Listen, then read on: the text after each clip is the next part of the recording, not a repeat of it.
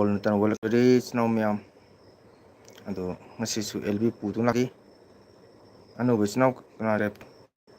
Support ꯇꯧꯕꯤꯌꯣ ꯋꯥꯐꯝꯁꯤ ꯊꯝꯖꯔꯤ ꯏꯆꯤꯜ ꯏꯅꯥꯎ ꯃꯌꯥꯝ ꯑꯗꯣ ꯆꯥꯛ ꯏꯁꯤꯡ ꯆꯥꯅꯔꯕ꯭ꯔꯣ ꯏꯆꯤꯜ ꯏꯅꯥꯎ ꯃꯌꯥꯝ ꯉꯥꯏꯍꯥꯛ ꯉꯥꯏꯍꯥꯛ ꯆꯪꯕꯤꯔꯛꯑꯒ ꯑꯩꯒꯤ ꯑꯦꯜ ꯄꯤꯁꯤꯕꯨ ꯁꯞꯄꯣꯔꯠ ꯇꯧꯕꯤꯌꯨ ꯍꯥꯏꯅ ꯃꯤꯌꯥꯝ ꯃꯐꯝꯗ ꯊꯝꯖꯔꯤ ꯏꯆꯤꯜ ꯏꯅꯥꯎ ꯃꯌꯥꯝ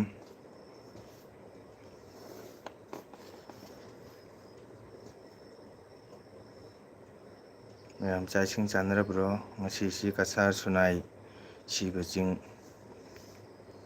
ꯈꯨꯔꯨꯝꯕ ꯅꯨꯃꯤꯠꯅꯤ ꯑꯩꯈꯣꯏꯗꯤ ꯆꯠꯇ꯭ꯔꯦ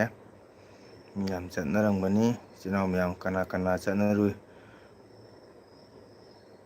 ꯃꯌꯥꯝ ꯀꯃꯥꯏꯅ ꯇꯧꯅꯔꯤ ꯏꯆꯤꯜ ꯏꯅꯥꯎ ꯃꯌꯥꯝ ꯆꯥꯛ ꯏꯁꯤꯡ ꯆꯥꯅꯔꯕ꯭ꯔꯣ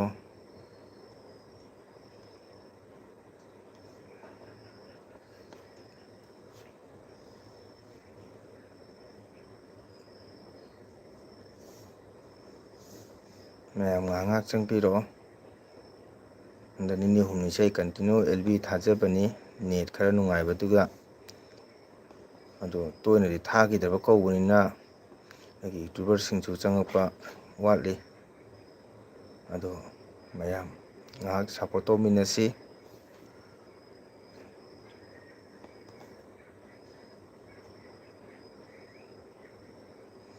ꯃꯌꯥꯝ ꯆꯥꯛ ꯏꯁꯤꯡ ꯆꯥꯅꯔꯕ꯭ꯔꯣ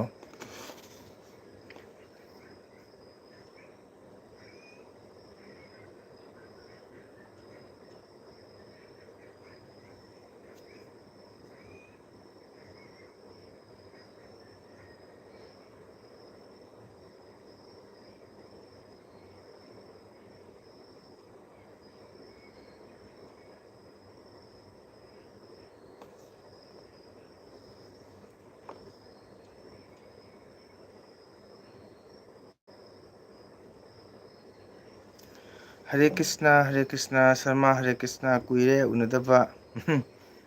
ꯍꯟꯗꯛꯇꯤ ꯑꯦꯜ ꯕꯤ ꯆꯪꯉꯛꯇ꯭ꯔꯦ ꯍꯛꯆꯥꯡ ꯑꯅꯥ ꯑꯌꯦꯛ ꯌꯥꯎꯅꯕ꯭ꯔꯥ ꯀꯃꯥꯏꯅ ꯇꯧꯅꯔꯤ ꯑꯅꯥ ꯑꯌꯦꯛ ꯌꯥꯎꯗ꯭ꯔꯣ ꯀꯔꯤ ꯍꯤꯟꯖꯥꯡ ꯆꯥꯒꯦ ꯉꯁꯤ ꯀꯨꯏꯔꯦ ꯎꯗꯕ ꯍꯟꯗꯛ ꯁꯔꯃ ꯂꯥꯛꯇ꯭ꯔꯦ ꯑꯩꯒꯤ ꯑꯦꯜ ꯕꯤꯗ ꯑꯍꯥꯟꯕ ꯐꯥꯔꯁ ꯂꯥꯏꯞ ꯇꯧꯕꯤꯔꯛꯄ ꯀꯣꯃꯦꯟ ꯊꯝꯕꯒꯤꯗꯃꯛꯇ ꯊꯥꯒꯠꯆꯔꯤ ꯆꯥꯛ ꯏꯁꯤꯡ ꯆꯥꯔꯕ꯭ꯔꯣ ꯀꯔꯤ ꯍꯤꯟꯖꯥꯡ ꯆꯥꯒꯦ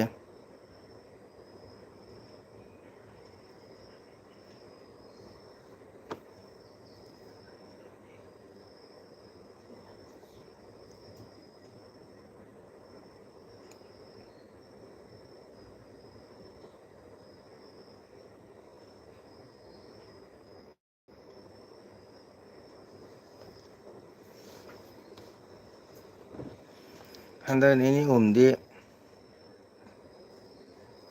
ꯅꯦꯠꯁꯦ ꯈꯔ ꯅꯨꯡꯉꯥꯏ ꯑꯩꯒꯤ ꯑꯗꯨꯅ ꯁꯨꯝ ꯑꯦꯜ ꯕꯤ ꯉꯥꯏꯍꯥꯛ ꯉꯥꯏꯍꯥꯛ ꯁꯨꯝ ꯃꯌꯥꯝ ꯏꯆꯤꯜ ꯏꯅꯥꯎ ꯎꯅꯔꯒ ꯋꯥꯔꯤ ꯋꯥꯇꯥꯏ ꯉꯥꯏꯍꯥꯛ ꯁꯥꯕ ꯅꯨꯡꯉꯥꯏꯖꯕꯗꯣ ꯑꯗꯨꯒꯤ ꯉꯥꯏꯍꯥꯛ ꯉꯥꯏꯍꯥꯛ ꯊꯥꯕꯅꯤ ꯑꯗꯣ ꯊꯥꯔꯤꯉꯩꯗ ꯀꯔꯤ ꯍꯤꯟꯖꯥꯡ ꯆꯥꯏ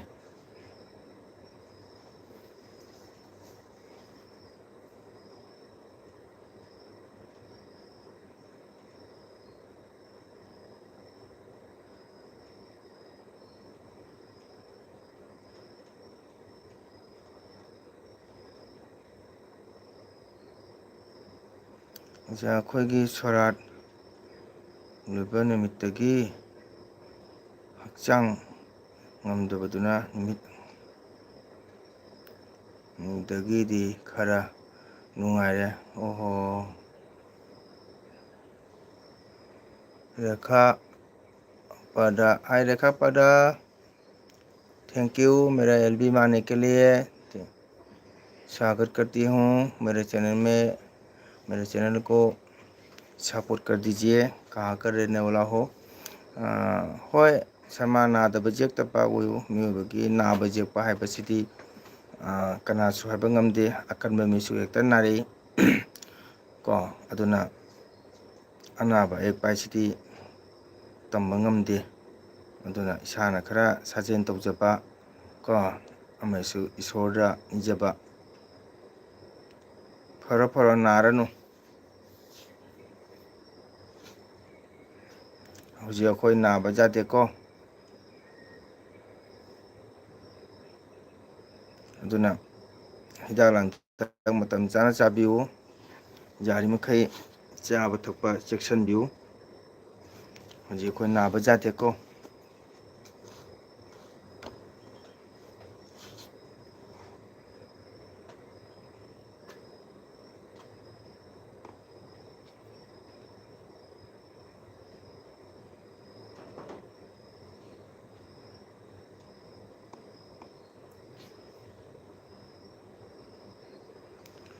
ꯆꯥꯗ꯭ꯔꯤ ꯁꯔꯃ ꯆꯥꯒꯦꯅ ꯇꯧꯔꯤ ꯆꯥꯒꯦꯅ ꯇꯧꯔꯤ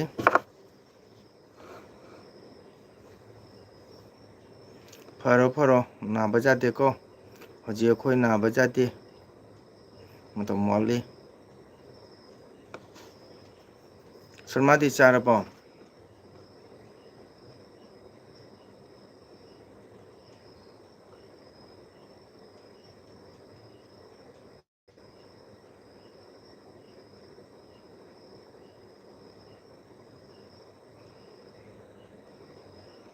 ꯑꯣ ꯆꯤꯇ꯭ꯔ ꯂꯥꯛꯑꯦ ꯔꯥꯙꯦ ꯔꯥꯙꯦ ꯍꯥꯏ ꯔꯥꯙꯦ ꯔꯥꯙꯦ ꯀ꯭ꯔꯤꯁꯅ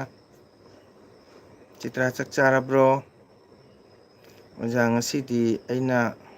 ꯍꯥꯜꯂꯦ ꯆꯥꯕ ꯑꯣꯍꯣ ꯍꯣ ꯍꯣ ꯐꯔꯦ ꯐꯔꯦ ꯍꯣꯏꯗ ꯍꯛꯆꯥꯡ ꯅꯨꯡꯉꯥꯏꯇꯕꯅꯤꯅ ꯆꯈꯣꯠꯇꯦ ꯑꯗꯨꯅ ꯆꯥꯛꯇꯤ ꯃꯇꯝꯗꯣ ꯂꯥꯡꯒꯗꯕ ꯑꯣꯏꯇꯥꯔꯒꯅ ꯏꯁꯤꯡ ꯆꯈꯣꯝ ꯑꯝꯇꯁꯨ ꯊꯛꯎꯕ ꯀꯣ ꯆꯥꯛ ꯆꯥꯔꯕ꯭ꯔꯣ ꯆꯤꯇ꯭ꯔꯥꯕꯨ ꯆꯥꯔꯦ ꯑꯣ ꯀꯔꯤ ꯏꯟꯖꯥꯡ ꯆꯥꯒꯦ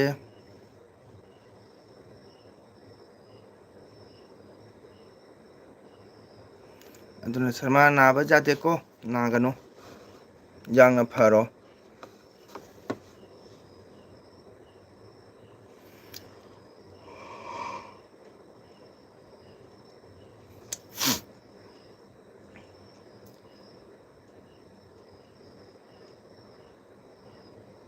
ꯆꯤꯇ꯭ꯔꯥꯗꯤ ꯀꯔꯤ ꯃꯊꯦꯜ ꯆꯥꯒꯦ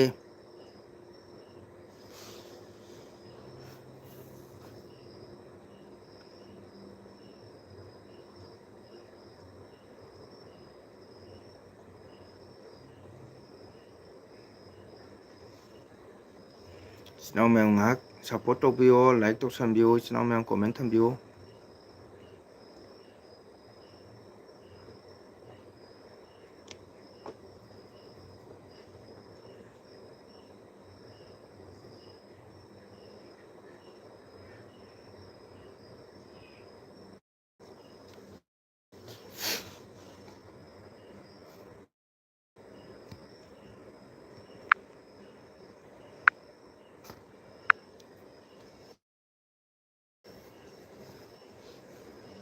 ꯃꯌꯥꯝ ꯉꯥꯏꯍꯥꯛ ꯁꯞꯄꯣꯔꯠ ꯇꯧꯕꯤꯌꯨ ꯆꯤꯇ꯭ꯔꯥ ꯀꯔꯤ ꯃꯊꯦꯜ ꯆꯥꯒꯦ ꯉꯁꯤ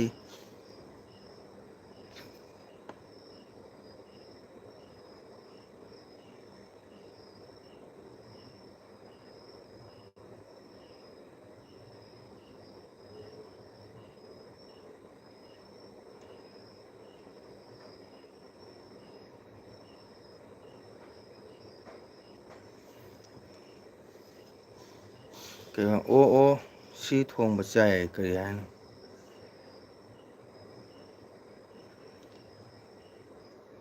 ꯑꯣ ꯌꯦꯔꯨꯝ ꯊꯣꯡꯕ ꯆꯥꯏ ꯍꯥꯏꯕ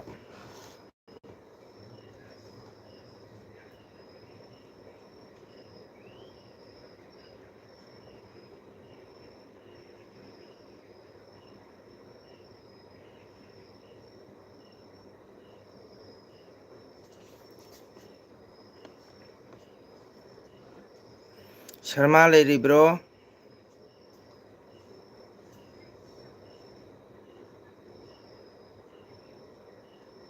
ꯑꯣꯖꯥꯗꯤ ꯆꯥꯛ ꯂꯣꯏꯗ꯭ꯔꯤꯕ꯭ꯔꯣ ꯂꯣꯏꯔꯦ ꯆꯥꯛ ꯀꯨꯏꯔꯦ ꯂꯣꯏꯕ ꯑꯩ ꯆꯥꯗ꯭ꯔꯤ ꯉꯥꯛꯇ ꯆꯥꯒꯦꯅ ꯁꯨꯝ ꯐꯝꯃꯤꯃꯤꯗ ꯁꯨꯝ ꯅꯦꯠ ꯌꯥꯕ꯭ꯔꯥꯅ ꯌꯦꯡꯉꯨꯕꯗꯅꯦ ꯅꯦꯠ ꯌꯥꯊꯣꯛꯈ꯭ꯔꯦꯕꯀꯣ ꯑꯣꯖꯥ ꯂꯩꯔꯦ ꯆꯥꯗ꯭ꯔꯤ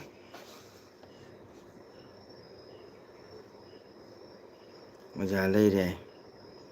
ꯑꯣ ꯁꯔꯃ ꯅꯥꯗꯅꯕ ꯍꯣꯠꯅꯧ ꯍꯤꯗꯥꯛ ꯂꯥꯡꯊꯛ ꯆꯥꯁꯤꯜꯂꯨ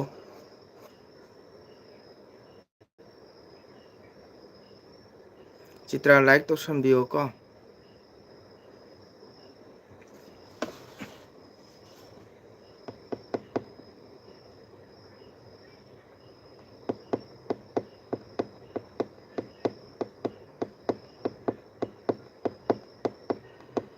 ꯍꯣꯏ ꯑꯣꯖꯥ, ꯅꯥꯗꯅꯕ ꯍꯣꯠꯅꯁꯤ꯫ ꯀꯩꯗꯧꯅꯤ, ꯃꯤꯑꯣꯏꯕ ꯑꯁꯤ ꯑꯩ ꯀꯜꯂꯤ ꯍꯥꯏꯅꯁꯨ ꯌꯥꯗꯦ, ꯃꯤꯒꯤ ꯑꯅꯥꯕ ꯍꯥꯏꯕꯗꯨꯅ ꯃꯤꯒꯤ ꯗꯁꯥꯅ ꯂꯥꯕꯗꯤ ꯑꯀꯟꯕ ꯃꯤꯁꯨ ꯁꯨꯝ ꯅꯥꯒꯅꯤ, ꯑꯁꯣꯟꯕ ꯃꯤꯁꯨ ꯁꯨꯝ ꯅꯥꯈꯤꯅꯤꯀꯣ꯫ ꯑꯗꯨꯅ ꯀꯜꯂꯤꯉꯩꯗ ꯑꯐꯕ ꯇꯧꯕ, ꯗꯥꯟ ꯇꯧꯕ, ꯙꯔꯃ ꯇꯧꯕ, ꯏꯁꯣꯔꯗ ꯀꯠꯄ ꯄꯥꯝꯃꯨꯗꯕ ꯀꯣ, ꯑꯗꯨꯅ ꯑꯐꯕ ꯑꯣꯏꯌꯦ꯫ ꯃꯤꯑꯣꯏꯕ ꯍꯥꯏꯁꯤꯗꯤ ꯂꯥꯛꯄꯇꯤ ꯀꯔꯣꯔꯄꯇꯤ ꯄꯥꯏꯕ ꯃꯤꯁꯨ ꯃꯇꯝ ꯌꯧꯔꯕꯗꯤ ꯀꯔꯣꯔꯄꯇꯤꯒ ꯀꯔꯤꯝꯇ ꯀꯥꯟꯅꯗꯦ, ꯂꯣꯏꯅ ꯍꯨꯟꯗꯣꯛꯑꯝꯃꯒ ꯆꯠꯀꯗꯧꯕꯇꯅꯤ ꯀꯣ꯫ ꯆꯠꯄ ꯃꯇꯝꯗꯗꯤ ꯏꯅꯥꯛ ꯈꯨꯟꯕ ꯂꯥꯏꯔꯕ ꯂꯩꯇꯦ, ꯆꯞ ꯃꯥꯟꯅ ꯆꯠꯀꯗꯧꯕꯅꯤ꯫ ꯁꯣꯟꯕꯗꯁꯨ ꯁꯣꯔꯥꯗ ꯀꯔꯃ ꯇꯧꯔꯦ, ꯆꯞ ꯃꯥꯟꯅꯅ ꯁꯣꯜꯂꯤ꯫ ꯏꯅꯥꯛ ꯈꯨꯟꯕꯒꯤ ꯁꯣꯔꯥꯅ ꯑꯍꯦꯟꯕ ꯂꯩꯇꯦ, ꯂꯥꯏꯔꯕꯒꯤ ꯁꯣꯔꯥꯅ ꯑꯋꯥꯠꯄ ꯂꯩꯇꯦ, ꯆꯞ ꯃꯥꯟꯅꯩꯀꯣ꯫ ꯑꯗꯨꯕꯨ ꯃꯤꯑꯣꯏꯕ ꯍꯥꯏꯕꯁꯤꯗꯤ ꯏꯁꯣꯔꯗ ꯀꯠꯄ, ꯏꯁꯣꯔꯗ ꯗꯥꯟ ꯇꯧꯕ, ꯑꯗꯩꯗꯤ ꯃꯤꯒꯤ ꯃꯔꯟ ꯄꯥꯝꯗꯕ, ꯃꯤꯒꯤ ꯐꯅꯕ ꯇꯧꯕꯀꯣ꯫ ꯑꯗꯨꯅ ꯑꯩꯈꯣꯏꯒꯤꯗꯤ ꯏꯁꯣꯔꯗ ꯆꯪꯖꯕ, ꯂꯥꯏ ꯒꯨꯔꯨꯗ ꯚꯛꯇꯤ ꯄ꯭ꯔꯦꯝ ꯆꯪꯖꯕ ꯁꯤ ꯅꯠꯇꯅ ꯎꯄꯥꯏ ꯂꯩꯇꯦ ꯁꯔꯃ꯫ ꯑꯣꯖꯥꯒꯤꯗꯤ ꯑꯇꯩ ꯀꯔꯤꯝ ꯍꯥꯏꯅꯤꯡꯉꯥꯏ ꯂꯩꯇꯦ꯫ ꯑꯣꯖꯥꯅ ꯍꯥꯏꯒꯗꯕꯗꯤ ꯏꯁꯣꯔ ꯀꯥꯎꯗꯕ, ꯏꯁꯣꯔꯗ ꯆꯪꯖꯕ, ꯏꯁꯣꯔꯕꯨ ꯅꯤꯡꯖꯕ, ꯏꯁꯣꯔꯗ ꯉꯝꯖꯕ ꯀꯠꯆꯕ, ꯃꯤꯒꯤ ꯃꯔꯟ ꯃꯊꯨꯝ ꯄꯥꯝꯗꯕ ꯀꯣ꯫ ꯑꯩ ꯆꯥꯒꯗꯕ ꯑꯣꯏꯔꯁꯨ ꯂꯩꯇꯕ ꯑꯃ ꯂꯩ ꯇꯥꯔꯒꯗꯤ ꯃꯥꯕꯨ ꯄꯤꯖꯊꯣꯛꯄ, ꯑꯗꯨꯇꯅ ꯑꯐꯕ ꯑꯣꯏꯒꯅꯤ ꯍꯥꯏꯅ ꯈꯜꯂꯤ ꯑꯣꯖꯥꯒꯤ ꯋꯥꯈꯜꯗꯗꯤꯀꯣ꯫ ꯂꯟ ꯊꯨꯝ ꯍꯥꯏꯕꯁꯤꯗꯤ ꯍꯣꯏ ꯇꯥꯟꯗꯕ ꯌꯥꯗꯦ, ꯁꯨꯗꯕ ꯌꯥꯗꯦ, ꯇꯥꯏꯕꯪ ꯃꯤꯑꯣꯏꯕꯒꯤ ꯃꯄꯣꯛꯅꯤ ꯀꯣ꯫ ꯂꯨꯞ ꯌꯥꯎꯗꯅ ꯃꯤꯑꯣꯏꯕꯅ ꯍꯤꯡꯕ ꯌꯥꯗꯦ꯫ ꯑꯗꯨꯅ ꯃꯇꯝ ꯈꯔꯅꯤꯒꯤ ꯂꯥꯛꯄꯅꯤꯀꯣ꯫ ꯕꯖꯥꯔ ꯍꯥꯏꯕ ꯕꯖꯥꯔꯁꯦ ꯉꯥꯏꯍꯥꯛꯇꯪꯒꯤꯗꯅꯦꯕꯀꯣ꯫ ꯃꯇꯝꯅ ꯌꯧꯔꯛꯄꯗ ꯕꯖꯥꯔ ꯂꯣꯏꯁꯟꯈꯤꯕꯗ ꯃꯤ ꯑꯃꯐꯥꯎ ꯂꯩꯍꯧꯗꯕꯅꯤ ꯕꯖꯥꯔꯗ꯫ ꯕꯖꯥꯔꯗ ꯆꯦ ꯆꯥꯡ ꯇꯥꯍꯧꯒꯅꯤ, ꯏꯟꯖꯥꯡ ꯅꯥꯄꯤ ꯌꯣꯟꯈꯤꯕꯒꯤ ꯃꯅꯥ ꯃꯁꯤꯡ ꯐꯠꯇ ꯍꯥꯎꯊꯤ ꯇꯥꯍꯧꯒꯅꯤ꯫ ꯃꯤꯗꯤ ꯀꯅꯥꯝꯇ ꯂꯩꯍꯧꯔꯣꯏ ꯕꯖꯥꯔꯗ ꯃꯇꯝ ꯂꯣꯏꯔꯛꯄꯗꯀꯣ꯫ ꯑꯗꯨꯃꯥꯏꯅ ꯑꯩꯈꯣꯏꯁꯨ ꯑꯩꯒꯤ ꯃꯇꯝ ꯌꯧꯔꯛꯄꯗ ꯀꯅꯥꯁꯨ ꯊꯤꯡꯕ ꯉꯝꯃꯣꯏ꯫ ꯑꯗꯨꯅ ꯚꯒꯕꯥꯟ ꯀ꯭ꯔꯤꯁꯅ ꯚꯛꯇꯁꯨ ꯚꯥꯔꯠ ꯂꯥꯟ ꯂꯣꯏꯔꯛꯄꯗ ꯃꯍꯥꯛꯁꯨ ꯁꯒ꯭ꯔꯥꯍꯣꯟ ꯑꯣꯏꯈꯤꯗꯨꯇꯅꯤꯀꯣ꯫ ꯑꯗꯨꯅ ꯑꯩꯈꯣꯏꯗꯤ ꯀꯩꯁꯨ ꯅꯠꯇꯦ꯫ ꯑꯗꯨꯅ ꯑꯩꯈꯣꯏꯅ ꯇꯥꯏꯕꯪꯄꯥꯟ ꯑꯁꯤꯗ ꯀꯂꯤꯖꯨꯒꯁꯤꯒꯗꯤ ꯑꯐꯕ ꯇꯧꯕ, ꯀꯔꯃ ꯇꯧꯕ, ꯑꯩꯒꯤ ꯀꯨꯊꯤꯗ ꯆꯍꯤ 100 ꯏꯔꯝꯃꯦꯗꯅ ꯆꯍꯤ 100 ꯄꯨꯟꯁꯤꯒꯗꯧ ꯅꯠꯇꯦ꯫ ꯑꯩꯅ ꯙꯔꯃ ꯂꯩꯇ꯭ꯔꯒꯗꯤ ꯀꯥꯟꯅꯗꯦ꯫ ꯙꯔꯃ ꯇꯧꯔꯕ, ꯀꯔꯃ ꯇꯧꯔꯕ, ꯃꯤꯒꯤ ꯑꯐꯕ ꯇꯧꯔꯕ, ꯏꯁꯣꯔꯗ ꯀꯠꯄ ꯄꯥꯝꯃꯨꯗ꯭ꯔꯕ ꯃꯤꯗꯣ ꯀꯨꯊꯤꯗ ꯃꯥꯒꯤ ꯆꯍꯤ 80ꯗ ꯏꯔꯁꯨꯅꯦ, ꯃꯥꯒꯤ ꯆꯍꯤ 50, 30, 40 ꯑꯣꯏꯅ ꯄꯨꯟꯁꯤꯒꯗꯧꯕꯅꯤ ꯀꯣ꯫ ꯑꯩ ꯄꯩꯁꯥ ꯄꯥꯏꯔꯦ, ꯏꯅꯥꯛ ꯈꯨꯜꯂꯦ ꯍꯥꯏꯗꯅ ꯆꯥꯎ ꯆꯥꯎꯕ ꯕꯤꯜꯗꯤꯡ ꯃꯅꯨꯡꯗ ꯂꯩꯔꯁꯨꯀꯣ, ꯁꯤꯕ ꯃꯇꯝꯗꯗꯤ ꯁꯨꯃꯥꯡꯗ ꯂꯩꯄꯥꯛꯇ ꯂꯥꯇꯣꯟꯗ ꯍꯤꯞꯀꯗꯧꯕ꯫ ꯑꯗꯨꯒꯗꯤ ꯂꯥꯏꯔꯕ ꯃꯜꯂꯕ ꯁꯪꯒꯥꯏꯗ ꯂꯩꯕ ꯂꯥꯏꯔꯕꯁꯨ ꯁꯨꯃꯥꯡꯗ ꯂꯥꯇꯣꯟꯗ ꯍꯤꯞꯀꯗꯧꯔꯤꯕ꯫ ꯃꯥ ꯏꯅꯥꯛ ꯈꯨꯟꯕꯅꯤ, ꯄꯩꯁꯥ ꯄꯥꯏꯕꯅꯤ, ꯀꯔꯣꯔꯄꯇꯤꯅꯦꯅ ꯃꯥ ꯃꯣꯝꯄꯥꯛꯇ ꯇꯨꯝꯃꯒ ꯆꯠꯀꯗꯧ ꯅꯠꯇꯦꯀꯣ ꯃꯤꯑꯣꯏꯕ ꯍꯥꯏꯁꯦ꯫ ꯑꯗꯨꯅ ꯏꯁꯩꯗ ꯍꯥꯏꯗꯣꯏꯅꯤꯗꯣ, ꯑꯦꯀꯥꯏ ꯂꯩ ꯑꯦꯀꯥꯏ ꯖꯥꯕꯦ ꯀꯥꯏꯅ, ꯏꯇꯣꯝꯇ ꯂꯥꯛꯄꯅꯤ ꯏꯇꯣꯝꯇ ꯍꯟꯒꯗꯧꯕꯅꯤ ꯍꯥꯏꯔꯤꯁꯤꯡꯁꯦ ꯑꯆꯨꯝꯕ ꯑꯃꯠꯇꯅꯤꯀꯣ꯫ ꯑꯗꯨꯅ ꯋꯥꯈꯜ ꯅꯨꯡꯉꯥꯏꯊꯣꯛꯄ ꯇꯝꯃꯣ꯫ ꯆꯤꯟꯇꯥ ꯍꯥꯏꯕ ꯆꯤꯟꯇꯥꯁꯤꯅ ꯃꯤꯑꯣꯏꯕꯒꯤ ꯍꯛꯆꯥꯡ ꯂꯣꯏꯅ ꯁꯣꯛꯄꯅꯤ꯫ ꯇꯥꯏꯕꯪꯄꯥꯟꯗ ꯆꯤꯟꯇꯥ ꯂꯩꯇꯕ ꯀꯅꯥꯁꯨ ꯌꯥꯎꯗꯦ ꯀꯣ꯫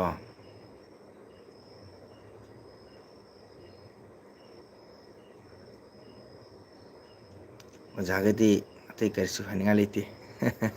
ꯑꯁꯦ ꯂꯩꯇꯅ ꯀꯣ꯫ ꯑꯗꯨꯅ ꯃꯤꯑꯣꯏꯕ ꯍꯥꯏꯁꯦ ꯅꯨꯡꯁꯤꯅꯕ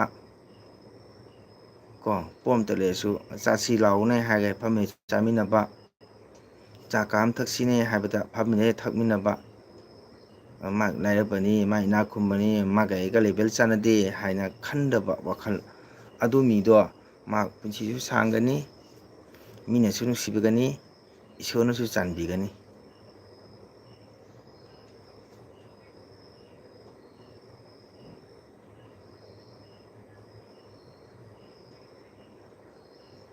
ꯑꯗꯨꯅ ꯑꯃꯤꯇꯥꯕ ꯕꯆꯟ ꯀꯥꯏꯁꯦ ꯀꯔꯣꯔꯄꯇꯤꯅꯦꯕ, ꯑꯗꯨꯅ ꯀꯔꯣꯔꯄꯇꯤ ꯍꯥꯏꯗꯨꯅꯦꯕ, ꯑꯗꯨ ꯃꯁꯥꯃꯛꯁꯨ ꯅꯥꯏꯌꯦꯕꯀꯣ. ꯑꯗꯨꯅ ꯃꯤꯑꯣꯏꯕ ꯍꯥꯏꯁꯦ ꯀꯩꯁꯨ ꯂꯩꯇꯦ ꯁꯔꯃ. ꯍꯧꯖꯤꯛ ꯑꯩꯈꯣꯏ ꯏꯆꯤꯟ ꯏꯅꯥꯎ ꯋꯥꯔꯤ ꯁꯥꯟꯅꯩꯁꯦ, ꯑꯩꯈꯣꯏꯅꯤ ꯋꯥꯔꯤ ꯁꯥꯟꯅꯩꯁꯦ, ꯑꯩ LB ꯂꯣꯏꯔ ꯃꯇꯨꯡꯗ ꯇꯥꯍꯦꯡꯄꯥꯟ ꯃꯤꯑꯣꯏꯕꯁꯦ ꯀꯔꯤ ꯑꯣꯏꯅꯤ ꯍꯥꯏꯁꯦ ꯀꯅꯥꯁꯨ ꯍꯥꯏꯕ ꯉꯝꯗꯦ. ꯆꯤꯇ꯭ꯔꯥ ꯆꯠꯈ꯭ꯔ ꯃꯥꯜꯂꯦ.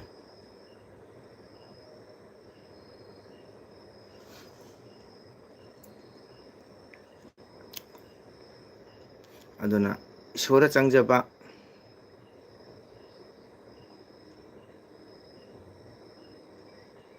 ꯑꯗꯨꯅ ꯏꯁꯩꯗ ꯍꯥꯏꯗꯨꯅꯤ, ꯉꯁꯤ 그나고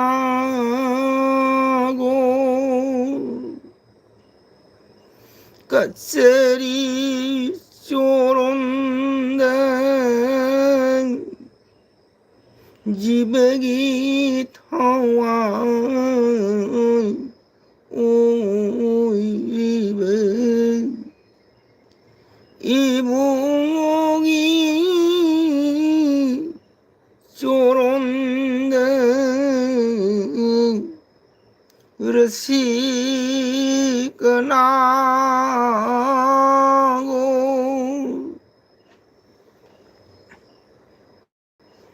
까짜리 쪼론된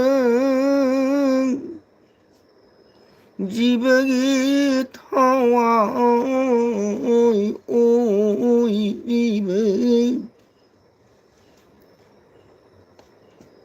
이봉이 쪼론된 그러시거나고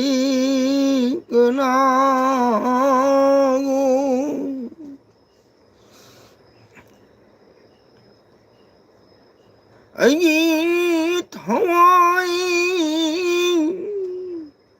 망아먹시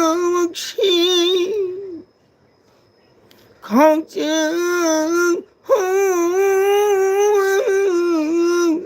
내 뜨는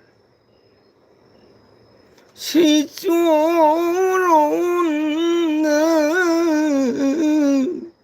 끝자리 그러시거나고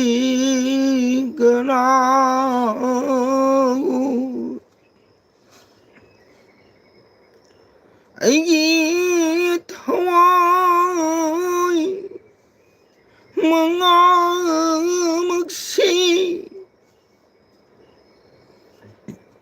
나나이 타와이 망아먹시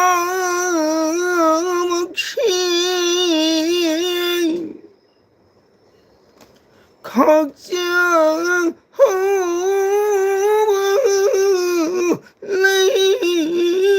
떠는 시조로는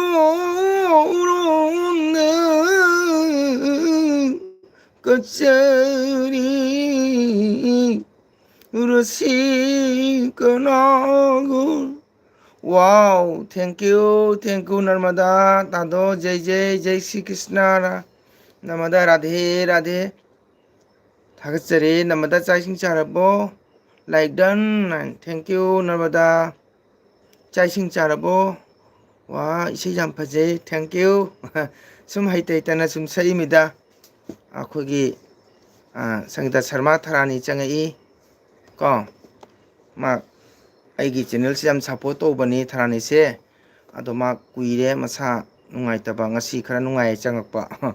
ꯑꯗꯨꯒ ꯁꯨꯝ ꯋꯥꯔꯤ ꯁꯥꯟꯅꯔꯝꯕ. ꯑꯗꯨꯒ ꯇꯥꯗꯣꯅ ꯁꯨꯝ ꯏꯁꯩ ꯁꯛꯏꯃꯤ. ꯅꯃꯗ ꯆꯥꯛ ꯆꯥꯔꯕꯣ? हिंगरा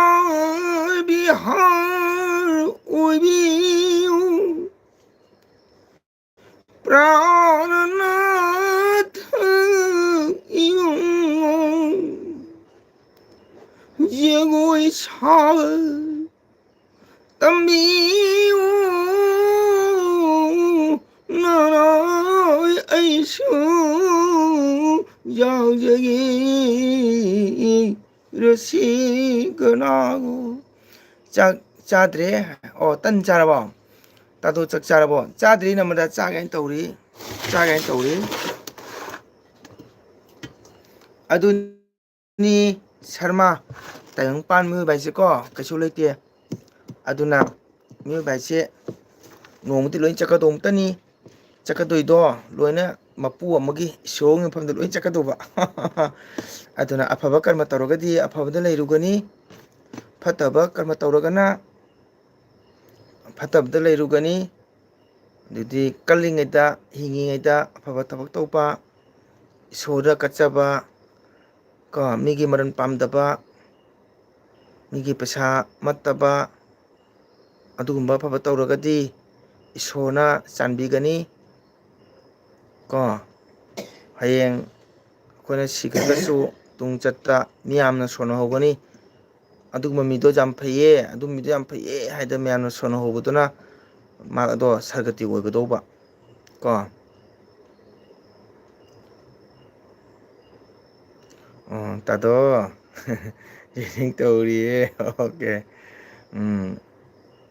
हरी कावगनु अमतक सकपिरो कनासना P Suraj Kumar thank U P सूरज लाइक तौबियो एलबी चंबीदमो थागतचरी मोनसिका सिदी नुंधांगदा सकनदेको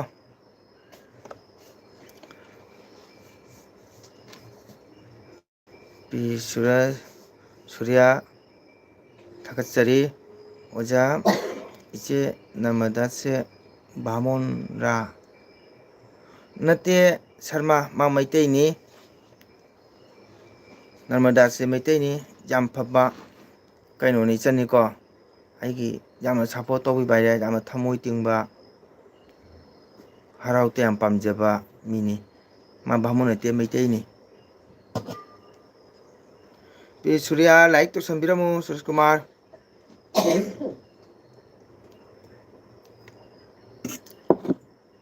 मैयाम कोबी लै साटपी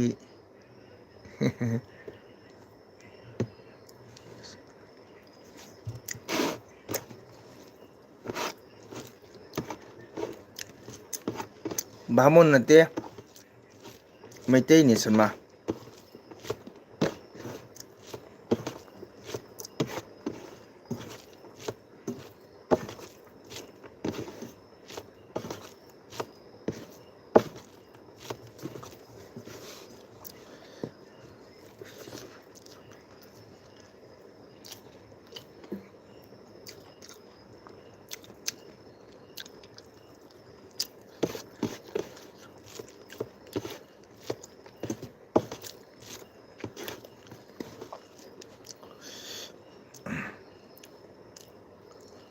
पी सूर्या लाइक तो संबिरमो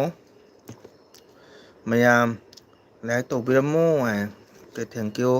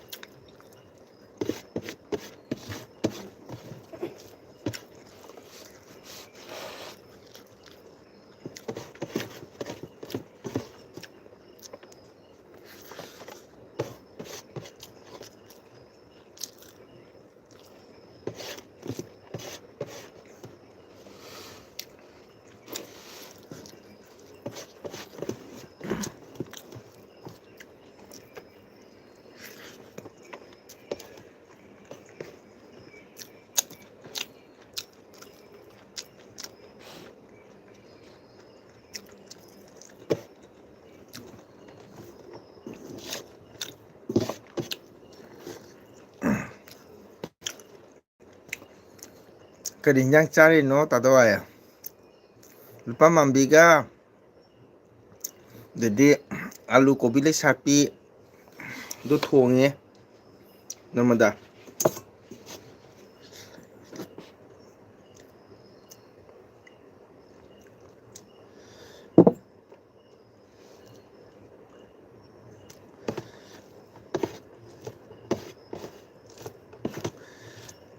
ꯉꯁꯤꯗꯤ ꯕꯦꯟꯙꯧ ꯂꯩꯅꯥ ꯂꯥꯛꯇ꯭ꯔꯤ ꯏꯪꯊꯝꯊꯥꯁꯦ ꯀꯨꯝꯁꯤꯗꯤ ꯅꯃꯗꯥ ꯉꯁꯤ ꯈꯔ ꯏꯪꯕ ꯍꯧꯔꯦꯕꯣ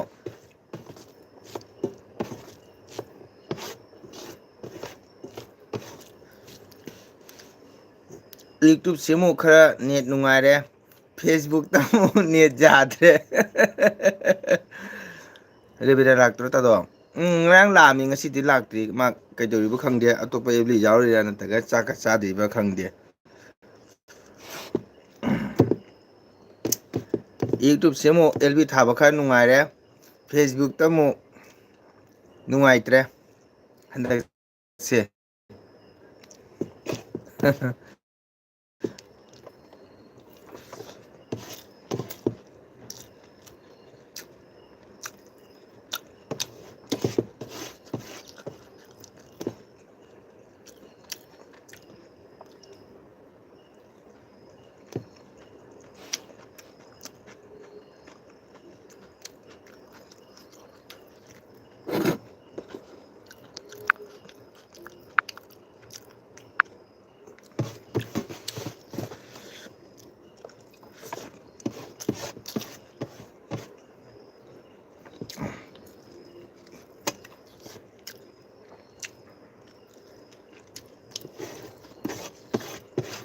ꯉꯔꯥꯡꯗꯤ ꯗꯦꯕꯤꯇꯥꯒ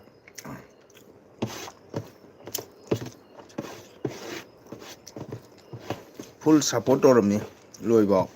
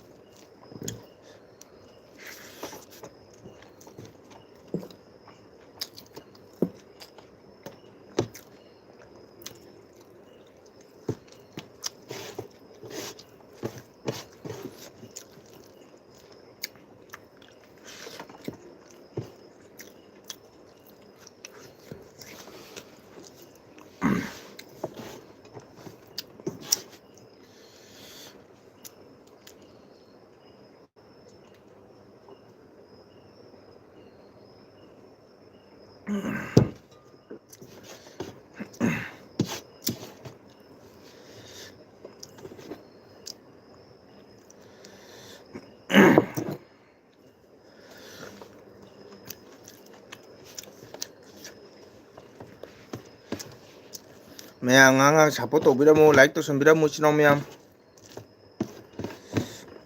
ꯃꯌꯥꯝꯅ ꯑꯦꯜꯕꯤꯗ ꯂꯩꯔꯒ ꯂꯥꯏꯞꯇ ꯂꯩꯔꯒ ꯑꯩꯅ ꯆꯥꯛ ꯆꯥꯔ ꯂꯩꯔꯦꯀꯣ ꯃꯌꯥꯝ ꯋꯥꯔꯧ ꯌꯥꯗꯦ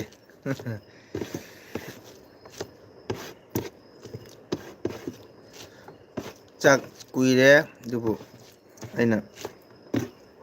ꯆꯥꯕ ꯇꯟꯅ ꯁꯨꯝ ꯂꯩꯔꯝꯕ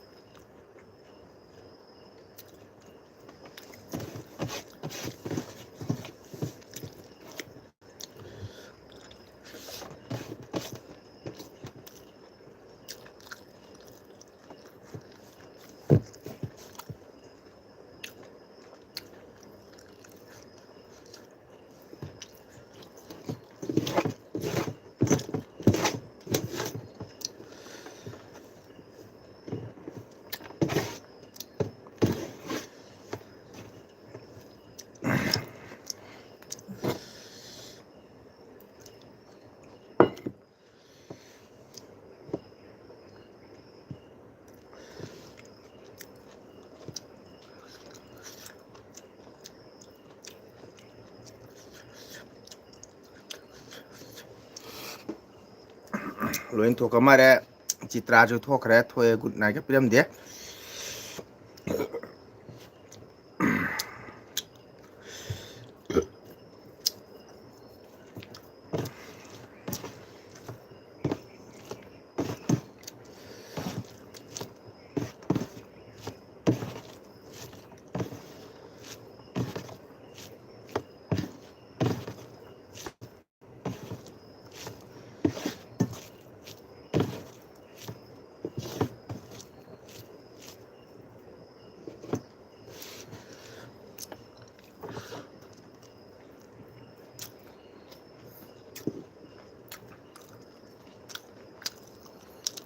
ꯑꯣ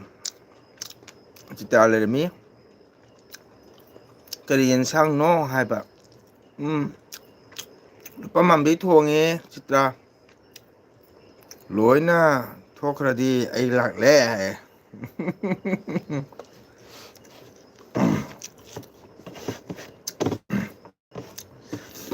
ꯅꯔꯃꯗꯥꯅ ꯍꯪꯉꯝꯃꯤ ꯔꯦꯕꯤꯇꯥ ꯂꯥꯛꯄ꯭ꯔꯥꯅ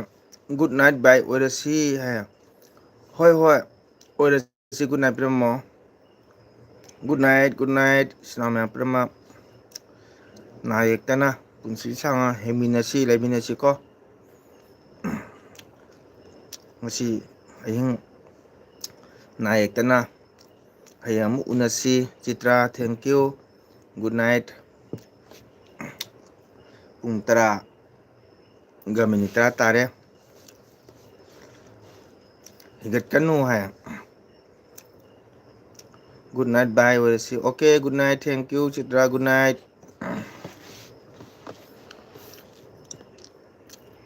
ꯕꯤꯟꯙꯧ ꯂꯩꯅꯥ ꯀꯩ ꯏꯟꯖꯥꯡ ꯆꯥꯒꯦ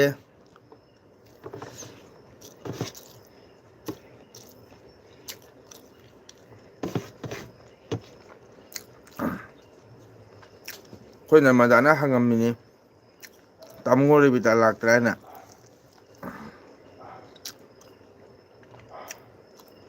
ꯍꯪꯂꯒ ꯀꯔꯤ ꯀꯥꯟꯅꯒꯦ ꯉꯁꯤ ꯅꯣꯡꯃ ꯂꯥꯛꯂꯒ ꯑꯦꯛꯇꯤꯡꯗꯣ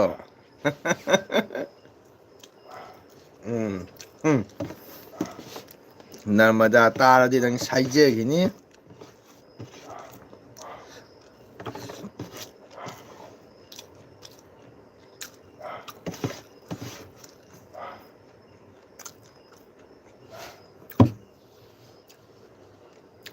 ꯑꯩ ꯂꯣꯏꯅ ꯇꯥꯏꯌꯦ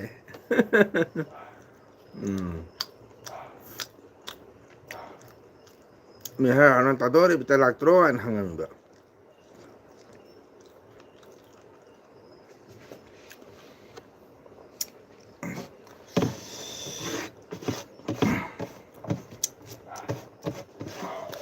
ꯕꯤꯟꯙꯧ ꯂꯩꯅꯥ ꯀꯩ ꯏꯟꯖꯥꯡ ꯆꯥꯒꯦ ꯇꯥꯖꯁꯅꯨ ꯃꯋꯥ ꯂꯧꯗꯦ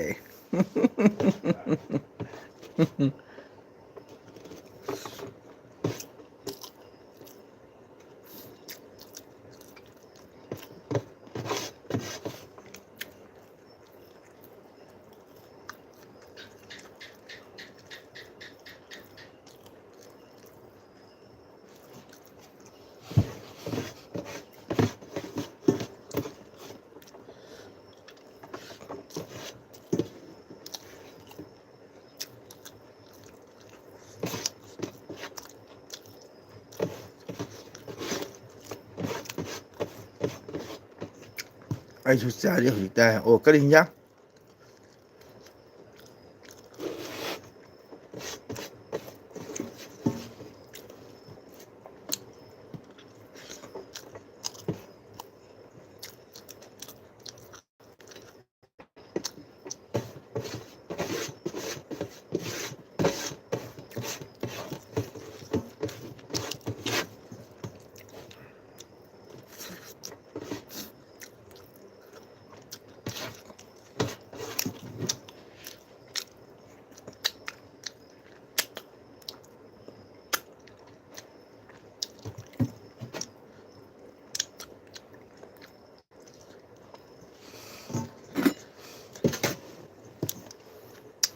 ꯀꯣꯃꯦꯟ ꯑꯅꯤ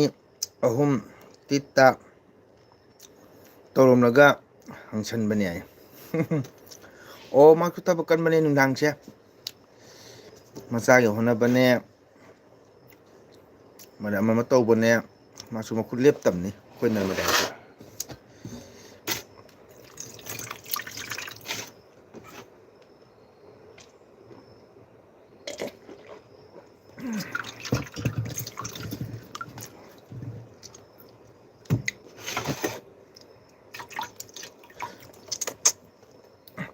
ꯀꯔꯤ ꯍꯤꯟꯖꯥꯡꯅꯣ ꯕꯦꯟꯗꯣ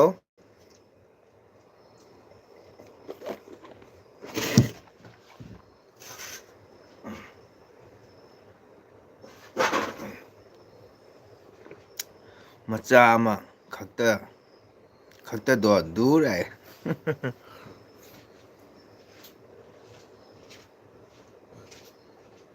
ꯁꯤ ꯀꯥꯡ ꯊꯥꯗꯧꯅꯦ ꯑꯉꯥꯡ ꯏꯪꯉꯅꯤꯅꯦ ꯇꯣꯅꯨ ꯀꯝꯕꯜ ꯁꯨꯕꯤꯁꯦ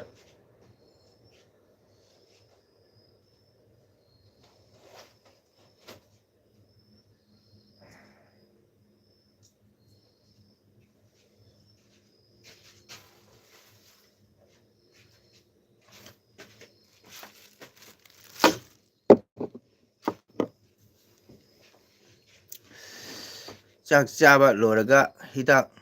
ꯆꯥꯅꯨ ꯍꯣꯏ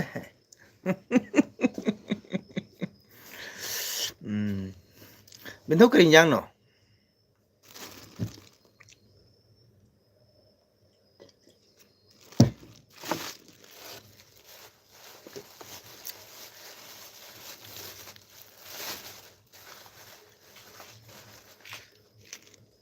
One, two,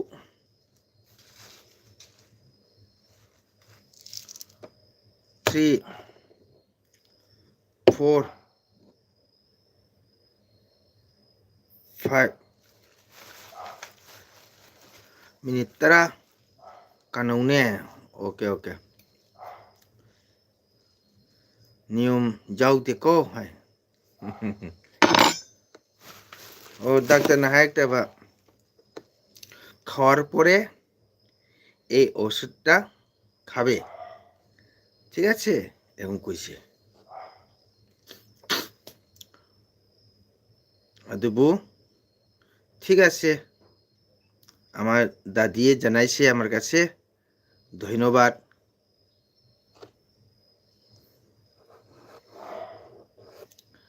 আপনার অরুণোদয়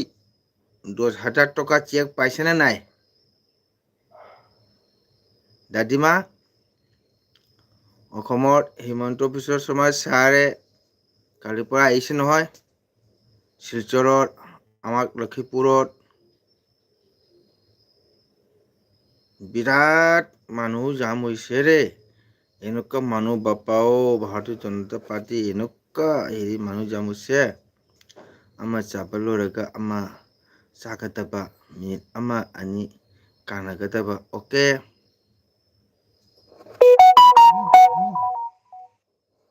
Surajit Singha khut oigi comment niko thank you bendho khutsa hamdok piro dugo to biro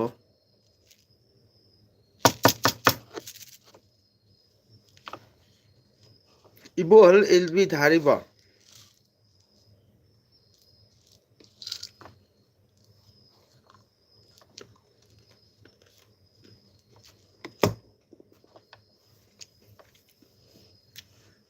nahandagi hage tobane okay thank you bendho thank you mere bendho ji loi khre oja aisu ngasi gi patharage okay Sharma patharo warani ko aidi sai thoka bai khalle pathabiro Sharma naba jate ko matam chan chabiu matam chan chak ising chabiu hidang matam chan chabiu wakhal nungai taba khanganu any matamda anytime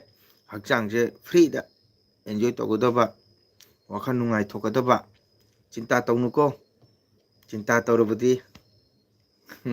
hakchang gi sokpane ko aje takpa nate ko nusina hairimi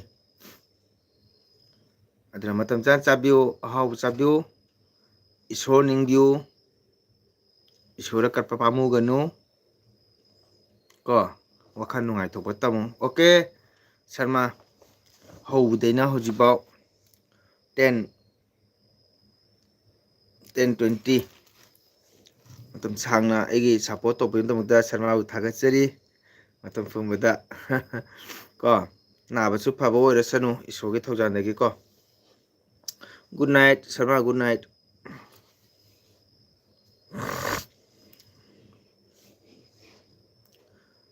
ꯏꯃꯥ ꯊꯔꯥꯅꯤ ꯁꯔꯃ ꯀꯔꯤꯒꯤ ꯆꯤꯟꯇꯥꯅꯣ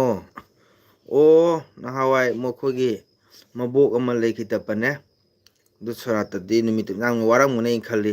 ꯅꯨꯃꯤꯠꯇꯨꯃꯛꯇꯁꯨ ꯃꯥꯅ ꯀꯣꯏꯆꯦꯟ ꯆꯦꯟꯗꯅ ꯑꯃꯒꯤ ꯇꯧꯔꯤꯕ ꯈꯣꯠꯂꯤꯕ ꯁꯦꯕꯥ ꯇꯧꯔꯤꯗꯣ ꯄꯦꯟꯕꯖꯥꯠꯅꯤ ꯑꯩꯗꯤ ꯃꯥꯅ ꯇꯧꯔꯤꯗꯨꯕꯨꯗꯤ ꯑꯩ ꯍꯦꯟꯅ ꯋꯥꯖꯩ ꯍꯥꯏꯗꯨꯅꯤ ꯑꯗꯨꯒꯅꯦ ꯃꯁꯥ ꯅꯨꯡꯉꯥꯏꯇꯕ ꯍꯥꯏꯇꯥꯔꯦ ꯃꯁꯥ ꯅꯨꯡꯉꯥꯏꯇꯅ ꯐꯅ ꯀꯨꯏꯅ ꯂꯩꯔꯨꯔꯦ ꯑꯗꯨꯏ ꯅꯍꯥꯟꯗꯩ ꯂꯥꯛꯇꯦꯅ ꯈꯜꯂꯦꯕꯅꯦ ꯑꯗꯣ ꯑꯩꯅ ꯅꯍꯥꯟꯗꯩ ꯂꯥꯛꯇꯦ ꯑꯦꯜꯕꯤꯗ ꯍꯥꯏꯕ ꯑꯃ ꯃꯁꯥ ꯉꯝꯃꯨꯗ꯭ꯔꯦ ꯑꯣꯖꯥ ꯉꯁꯤ ꯈꯔ ꯅꯨꯡꯉꯥꯏꯔ ꯂꯥꯛꯏꯃꯦ ꯑꯗꯨꯒꯤꯅꯤꯗ ꯑꯣꯀꯦ ꯁꯔꯃ ꯄꯣꯊꯥꯕꯤꯔꯣ ꯒꯨꯗ ꯅꯥꯏꯠ ꯅꯥꯕ ꯌꯥꯗꯦ ꯕꯦꯟꯗꯧ ꯆꯥꯛ ꯇꯣꯛꯑꯕꯣ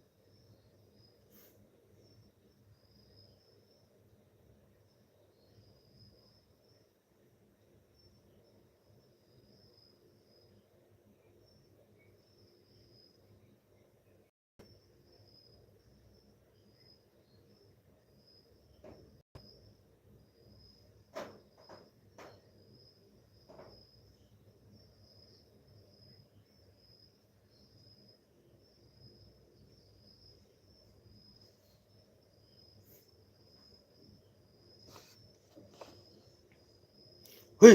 ꯍꯨꯏ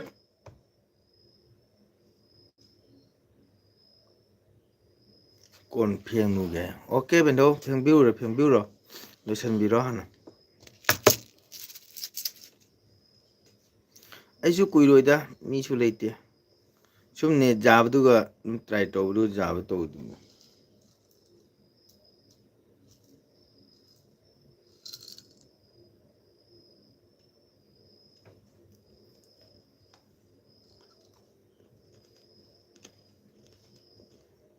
ꯂꯣꯏꯔꯦꯍꯦ ꯐꯦꯡꯕ ꯑꯣ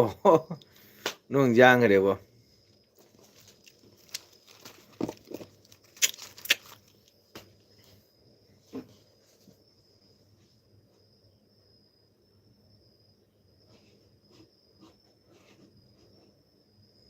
ꯃꯆꯨꯒꯤ ꯃꯆꯟ ꯅꯃꯗꯥꯗꯣ ꯀꯧꯅꯦ ꯃꯥ ꯊꯕꯛ ꯃꯥ ꯔꯤꯜ ꯀꯟꯅ ꯁꯦꯝꯃꯝꯒꯅꯤ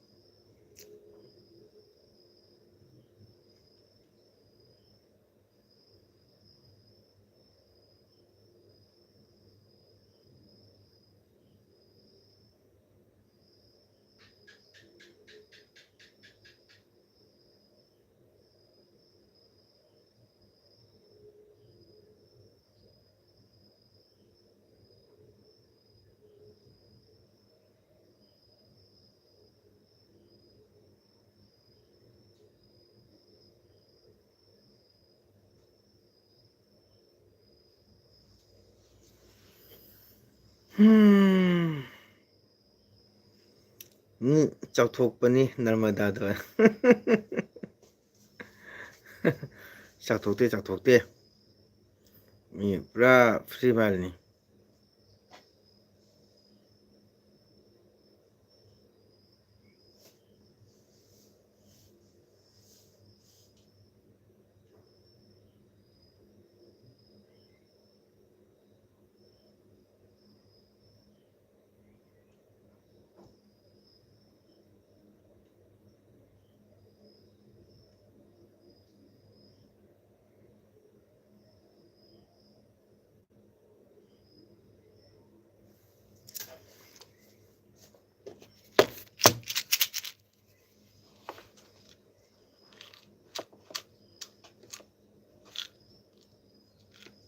ꯃꯤꯒꯤꯗꯤ ꯈꯪꯗꯦ ꯑꯩꯗꯤ ꯌꯥꯝ ꯐꯩ ꯌꯥꯝ ꯅꯨꯡꯁꯤꯖꯩ ꯑꯩꯒꯤ ꯏꯆꯟ ꯅꯔꯃꯗꯥ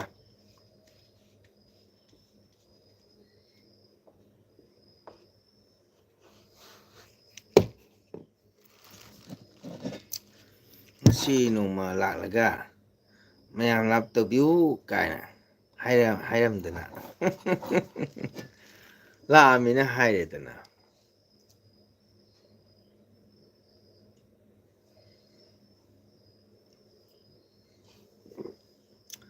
ꯍꯣꯁ ꯑꯦꯜ ꯕꯤ ꯊꯥꯔꯒ ꯎꯏꯔꯦ ꯎꯏꯗꯦꯍꯦ ꯁꯨꯝ ꯉꯥꯏ ꯇꯧ ꯂꯩꯔꯤꯃꯤ ꯃꯤ ꯂꯥꯛꯇꯕꯅꯤꯅ ꯀꯩꯅꯣ ꯇꯧꯔꯤꯗꯅ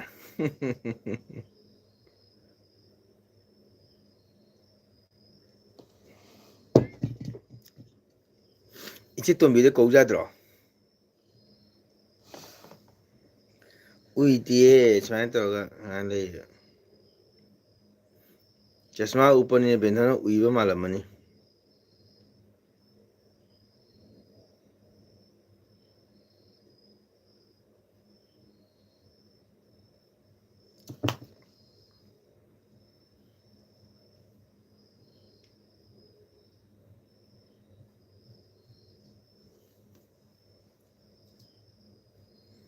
ꯍꯥꯟꯅꯗꯤ ꯕꯦꯟꯗꯣ ꯌꯥꯝ ꯂꯥꯛꯑꯝꯃꯤꯌꯦ ꯑꯦꯜ ꯕꯤ ꯗꯕ꯭ꯂꯤꯎꯁꯨ ꯐꯖꯅ ꯂꯥꯛꯑꯝꯕꯅꯤ ꯍꯟꯗꯛꯇꯤ ꯀꯨꯏꯅ ꯊꯥꯗ꯭ꯔ ꯃꯇꯨꯡꯗ ꯊꯥꯕꯁꯤꯒ ꯃꯤ ꯂꯥꯛꯄ ꯋꯥꯠꯂꯦ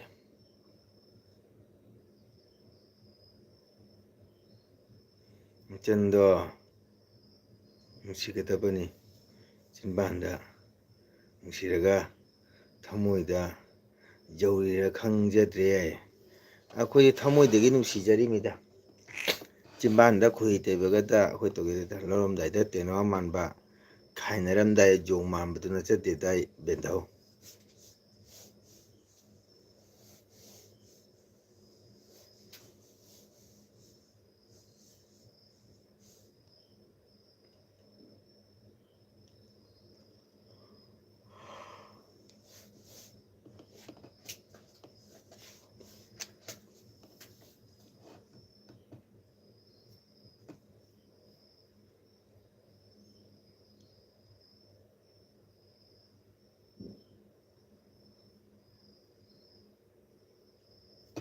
ꯂꯣꯌꯟ ꯍꯥꯏꯅ ꯅꯨꯄꯤ ꯃꯆꯥ ꯑꯃ ꯑꯦꯜ ꯕꯤ ꯊꯥꯕ ꯀꯌꯥꯝ ꯅꯨꯡꯉꯥꯏ ꯃꯔꯣꯟꯗꯣ ꯈꯣꯏꯔꯝꯗꯅ ꯑꯣ ꯃꯆꯨꯒꯤ ꯃꯤꯠ ꯌꯥꯗ꯭ꯔꯕꯣ ꯍꯥꯏ ꯍꯧꯖꯤꯛ ꯂꯥꯛꯑꯣꯏꯍꯦ ꯍꯥꯏ ꯑꯣ ꯕꯦꯟꯙꯧ ꯃꯤꯅꯤꯠ ꯌꯥꯝꯗ꯭ꯔꯦ ꯃꯤꯅꯤꯠ 10 ꯃꯤꯅꯤꯠ 7ꯇ ꯉꯥꯏꯈꯔꯦ ꯂꯣꯏꯗꯣꯏꯕ ꯍꯧꯖꯤꯛ ꯂꯥꯛꯂꯣꯏꯍꯦ ꯍꯥꯏ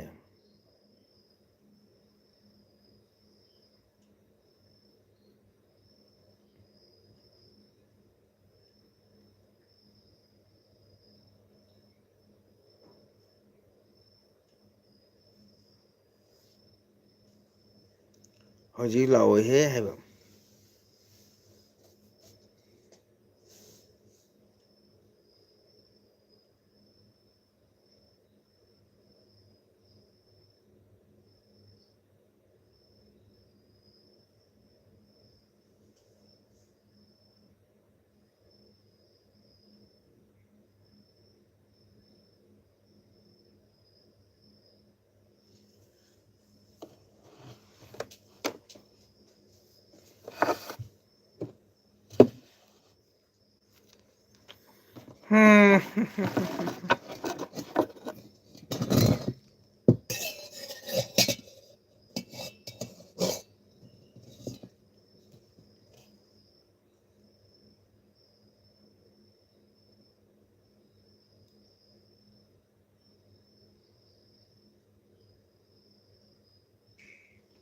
ꯂꯣꯌꯥꯟꯗꯣ ꯃꯩꯇꯩꯔꯣ ꯃꯔꯣꯟ ꯈꯣꯏ ꯍꯥꯏꯗꯣ ꯕꯦꯟꯙꯣ ꯑꯩꯈꯣꯏ ꯇꯥꯆꯧꯒꯤ ꯃꯤꯠ ꯀꯩꯁꯨꯝ ꯇꯧꯗ꯭ꯔꯤꯌꯦ ꯑꯣ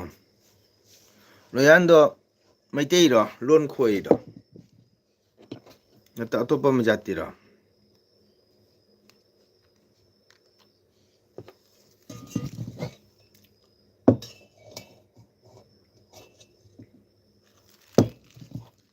ꯃꯤ ꯃꯁꯨꯒꯤ ꯑꯦꯜꯕꯤꯗ ꯂꯥꯛꯂꯔꯣꯏ ꯍꯥꯏꯕꯅꯤ ꯀꯅꯥꯅꯣ ꯍꯥꯏꯗꯣ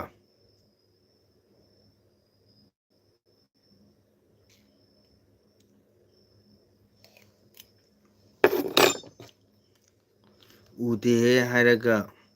ꯎꯏꯕꯗꯨꯔꯦ ꯀꯅꯥꯅꯣ ꯕꯦꯟꯊꯧ ꯃꯁꯨꯒꯤ ꯑꯦꯜꯕꯤꯗ ꯂꯥꯛꯑꯔꯣꯏ ꯍꯥꯏꯗꯣ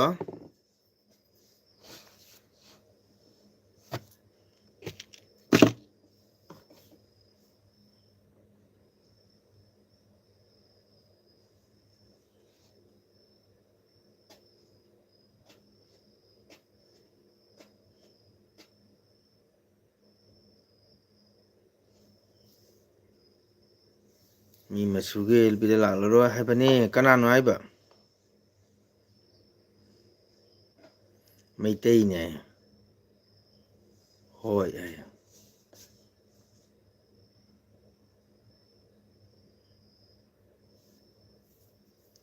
ꯃꯩꯇꯩꯕꯨꯗꯤ ꯂꯣꯏ ꯃꯩꯇꯩꯅꯤꯗꯅ ꯑꯩꯈꯣꯏꯁꯨ ꯃꯩꯇꯩꯅꯤꯗꯅ ꯑꯇꯣꯞꯄ ꯖꯥꯇꯤ ꯅꯠꯇꯦꯍꯦ ꯍꯥꯏ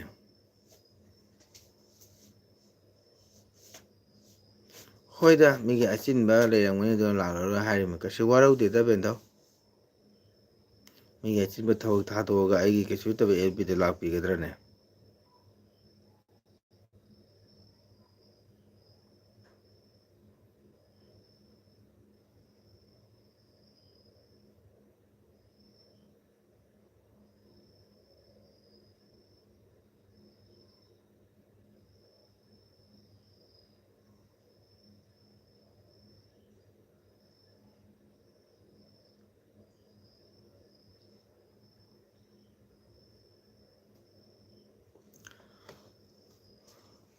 ꯂꯥꯛꯑꯣꯏ ꯍꯥꯏꯕꯅꯤ ꯑꯩꯅ ꯍꯥꯏꯕꯅꯤ ꯑꯣꯀꯦ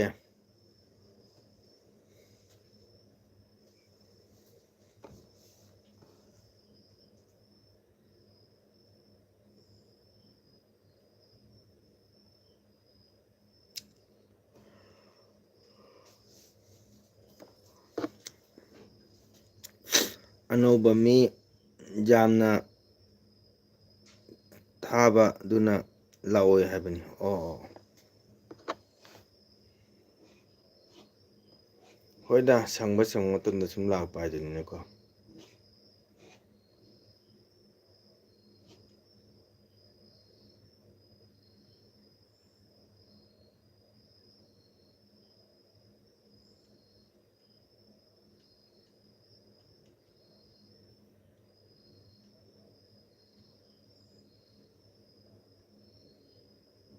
ꯃꯣꯏ ꯃꯁꯦꯟ ꯄꯨꯆꯠꯇ ꯆꯠꯅꯔꯤꯅꯤ ꯑꯣ ꯃꯁꯨꯒꯤ ꯏꯅꯥꯎ ꯅꯤꯡꯊꯦꯝ ꯂꯥꯛꯄꯤꯕ꯭ꯔꯣ ꯂꯥꯛꯇꯦꯗ ꯀꯨꯏꯔꯦ ꯅꯤꯡꯊꯦꯝꯗꯤ ꯅꯤꯡꯊꯦꯝ ꯀꯨꯏꯔꯦ ꯂꯥꯛꯇꯕ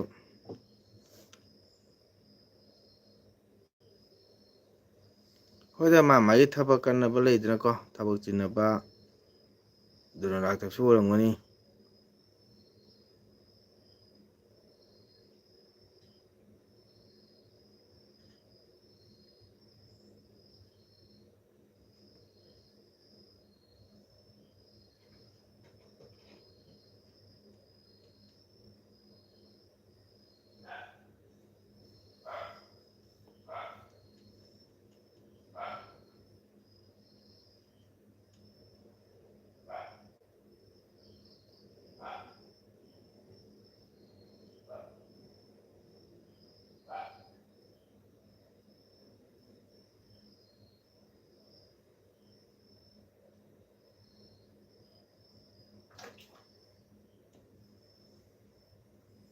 ꯑꯩꯕꯨꯁꯨ ꯑꯇꯣꯞꯄꯗ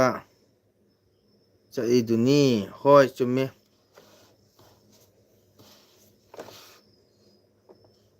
ꯉꯁꯤꯗꯤ ꯈꯔ ꯏꯪꯉꯤ ꯕꯦꯟꯊꯣ ꯏꯪꯊꯝꯊꯥꯁꯦ ꯉꯁꯤꯗꯤ ꯍꯧꯔꯕ ꯀꯩꯅꯣ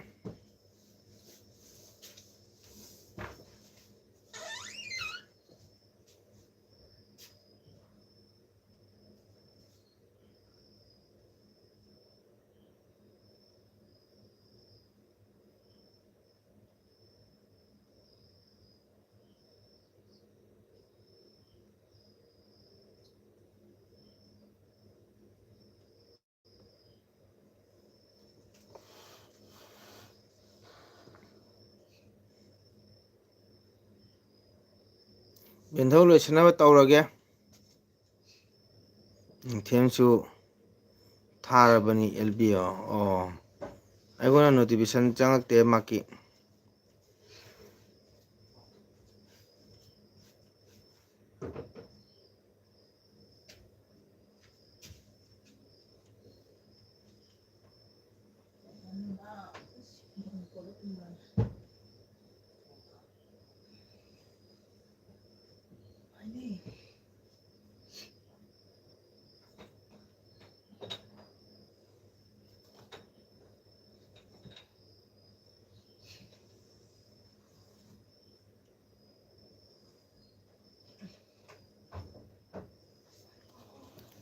ꯇꯨꯝꯃꯣ ꯌꯦꯡꯅꯤꯡꯗ꯭ꯔꯦ. ꯃꯤꯃꯥꯡꯗ ꯎꯏꯕꯗꯣ ꯅꯨꯡꯁꯤꯗꯦꯀꯣ ꯍꯥꯏ. ꯆꯥꯛ ꯆꯥꯁꯜꯂꯃꯤꯅ ꯕꯦꯟꯊꯧ ꯇꯨꯝꯅꯤꯡꯉꯦ ꯍꯛꯆꯥꯡꯁꯦ. ꯉꯁꯥꯏꯁꯨ ꯑꯉꯥꯡ ꯃꯌꯥꯝ ꯀ꯭ꯂꯥꯁ ꯇꯧꯕꯅꯤꯅ ꯋꯥꯏꯑꯦꯕꯀꯣ.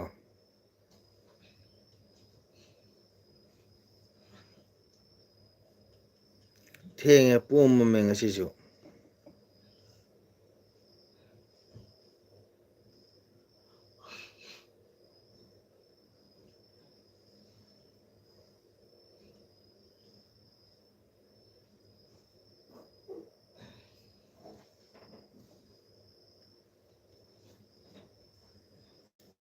ꯇꯧꯕꯃꯁꯨ ꯄꯦꯜꯂꯦ. ꯄꯦꯜꯂꯦ ꯍꯥꯏ. Okay Benthou good night. ꯅꯥꯏꯔꯛꯇ꯭ꯔꯒ ꯍꯌꯦꯡ ꯑꯃꯨꯛ ꯎꯅꯁꯤ. ꯍꯛꯆꯥꯡꯁꯦ ꯃꯨꯟꯊꯔꯦ ꯀꯣ. ꯉꯁꯥꯏꯁꯨ ꯑꯌꯨꯛ ꯅꯨꯡꯊꯤꯟ ꯀ꯭ꯂꯥꯁ ꯇꯧꯔꯦ ꯑꯉꯥꯡ ꯃꯌꯥꯝꯗꯨꯒ. ꯑꯗꯨꯅ ꯈꯔ ꯇꯨꯝꯅꯤꯡꯉꯥꯏ ꯍꯥꯏꯇꯥꯔꯦ ꯕꯦꯟꯊꯧ ꯀꯣ. ꯕꯦꯟꯊꯧꯅ ꯂꯣꯏꯕꯐꯥꯎ ꯁꯞꯄꯣꯔꯠ ꯇꯧꯕꯒꯤꯗꯃꯛꯇ ꯕꯦꯟꯊꯧꯕꯨ ꯊꯦꯡꯀ꯭ꯌꯨ ꯊꯥꯒꯠꯆꯔꯤ. ꯍꯥꯏꯅꯤꯡꯉꯥꯏ ꯂꯩꯇꯅ ꯀꯣ ꯏꯆꯤꯟ ꯏꯅꯥꯎ ꯃꯌꯥꯝ ꯄꯨꯝꯅꯃꯛ ꯒꯨꯗ ꯅꯥꯏꯠ ꯑꯣꯏꯔꯁꯤ. ꯑꯗꯨꯅ ꯃꯊꯪ ꯅꯨꯃꯤꯠꯇ ꯑꯃꯨꯛ ꯅꯥꯏꯔꯛꯇꯒ ꯑꯗꯨꯝ ꯎꯅꯁꯤ. ꯏꯆꯤꯟ ꯏꯅꯥꯎ ꯃꯌꯥꯝ ꯉꯁꯤꯒꯤꯗꯤ ꯒꯨꯗ ꯅꯥꯏꯠ ꯕꯥꯏ ꯕꯥꯏ. ꯕꯦꯟꯊꯧ ꯂꯩꯅꯥ ꯕꯥꯏ ꯕꯥꯏ. ꯒꯨꯗ ꯅꯥꯏꯠ ꯕꯦꯟꯊꯧ ꯂꯩꯅꯥ. ꯕꯦꯟꯊꯧ ꯕꯥꯏ ꯕꯥꯏ.